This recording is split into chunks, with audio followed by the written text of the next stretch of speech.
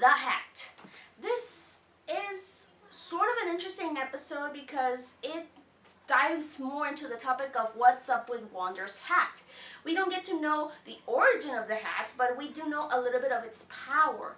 It does have a very unusual power, sort of like Mary Poppins' bag made of carpets. Wander and Sylvia are being chased by this big worm thing that looks like the I think it was Jeff, the name of the worm from Men in Black. It looks a lot like that worm. I would say that it looked like the sandworm from Beetlejuice, but no, it's more like Jeff because of the little flower acting as its eye. You know, Jeff having the little flower, but in this one it's just the eye, the alien, the bug. Well, it's a worm. And so Wander and Sylvia are trying to check. Okay, in the hat, let's see if we can find something in it that could be useful. But the hat only interprets, hey, Sylvia, you're kind of stressed. Let me give you this yoga mat, this stress ball, and even this soothing soundtrack or whatever.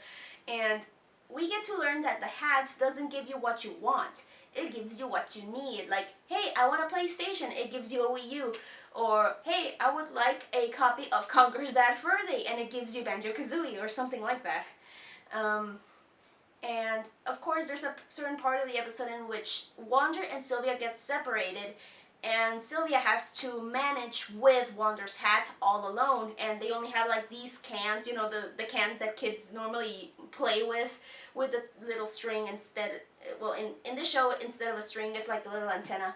That's how they can communicate Wander with Sylvia when they're separated. And Sylvia is trying to use this hat and even fights with it in order to find and save Wander, because she gets only one clue. Hey, I'm in a very warm and damp area. Please get me. And Sylvia thinks, okay, Wander's been swallowed by this big worm, so I need to get him out. And so, yes, shenanigans ensue from Sylvia fighting the worm, sliding from the worm's back, and fighting with the hat. The hat is trying to get the attention of the worm, and Sylvia doesn't want that.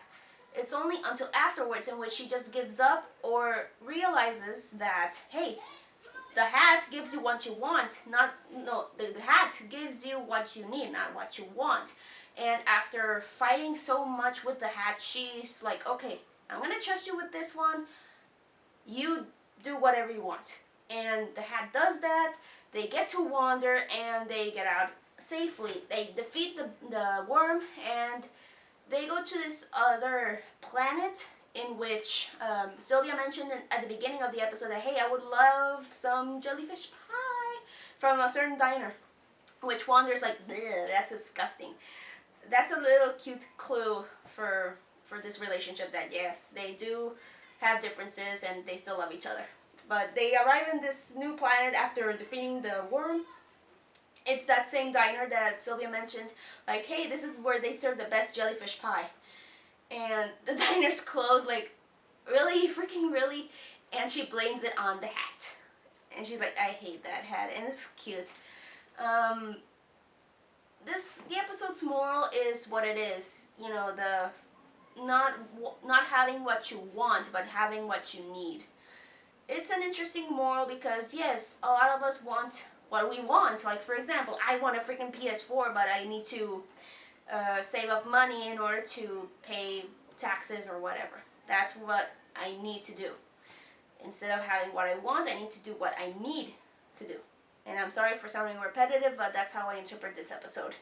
Maybe you guys can interpret it a different way. I don't know. Please comment on the comment section below, or even share this video with other Wanderers or Wander fans. That's how we call ourselves.